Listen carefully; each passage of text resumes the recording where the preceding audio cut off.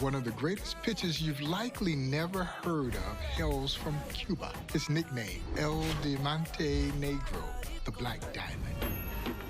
This is the great Jose Mendez, possessing a dynamic fastball, a great hard-breaking curveball, and pinpoint control to go along with it.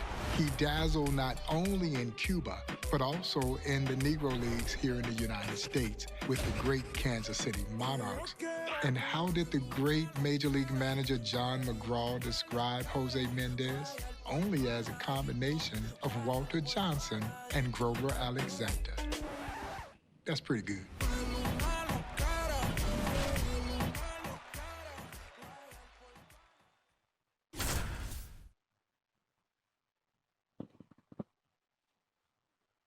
A story that was never told.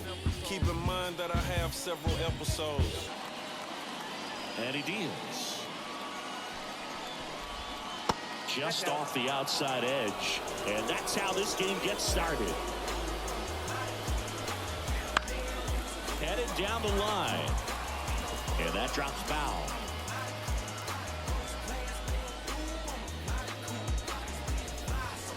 You know, Jose Mendez wasn't just a terrific force on the mound. He was a really great manager, too.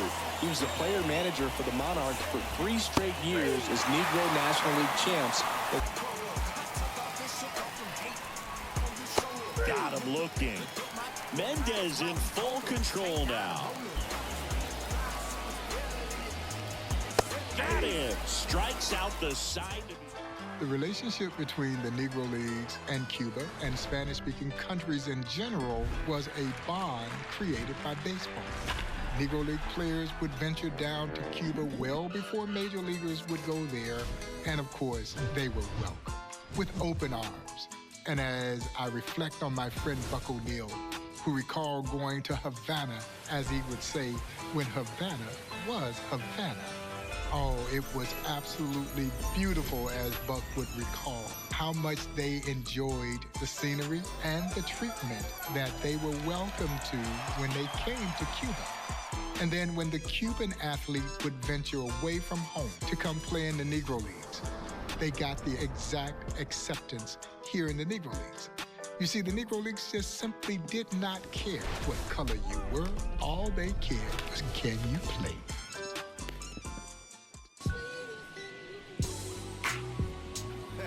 Minoso, Tony Oliva, Louis Tion Jr., and Tony Perez. Hacks and misses. It's a strikeout. Both Cuban players like Minoso and Oliva, but there are plenty of Cuban-born stars in the majors these days, too. Guys like Yordan Alvarez, Rizal Iglesias, Randy Arozarena. Swing and a miss. Curveball in the dirt.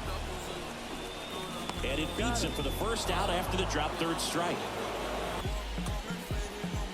Mendez keeps mowing down. Physically, Jose Mendez reminds me of the great Major League pitcher, Pedro Martinez. Built almost identical. He was a small man, wiry, long arms, long fingers, an arm much bigger than his stature. Blazing fastball, high-rising fastball with a sharp breaking curveball, and then you add the dimension of pinpoint control. He was virtually unhittable.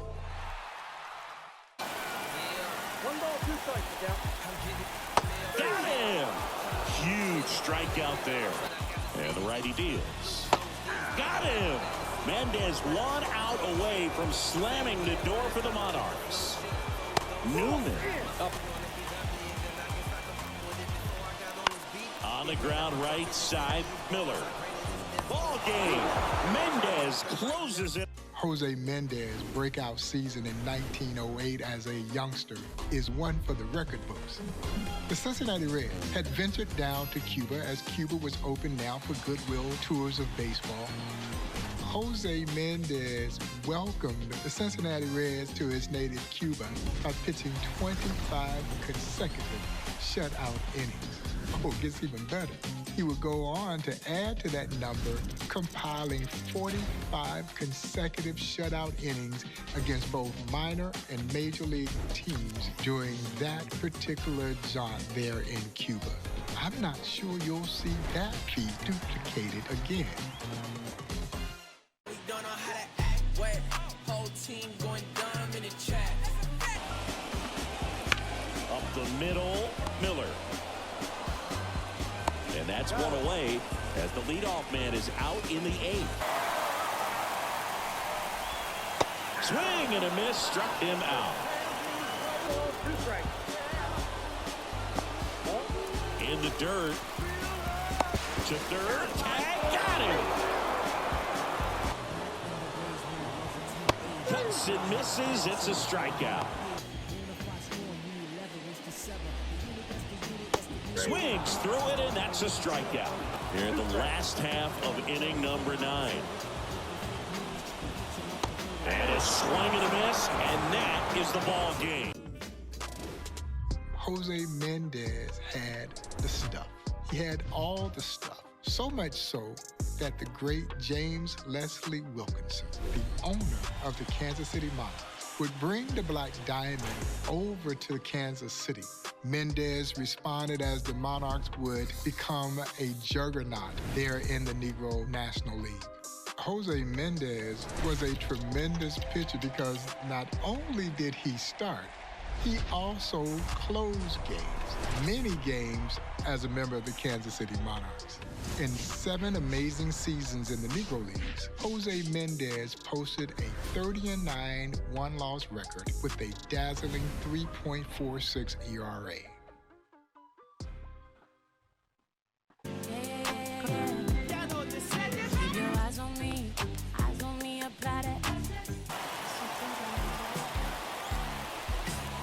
And down on strikes he goes.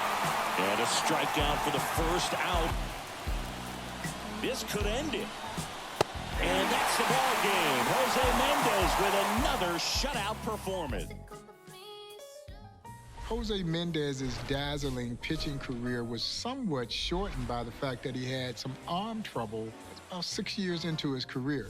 And he moved to shortstop, and he played a great shortstop.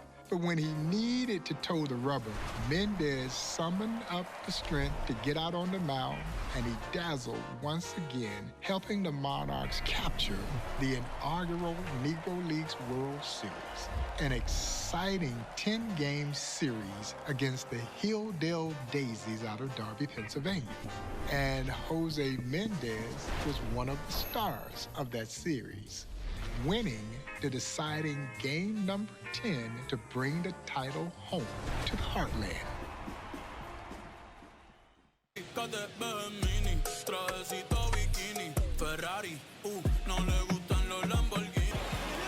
Here goes the runner. Base knock right field. Miller round second on his way to third. Well struck right field. That one opts against the fence. One run is in. Another scores. 2 runs in on the play. It's 8. He won Game 6 in relief, too.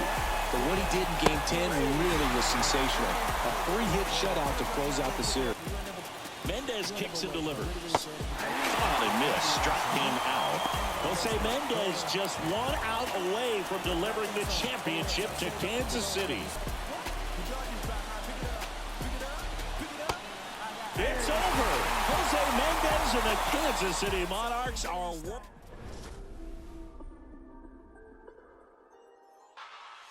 Jose Mendez was one of the most dominant pitchers this game has ever seen. The Black Diamond. Oh, and he was a great one. He is rightfully enshrined in the National Baseball Hall of Fame.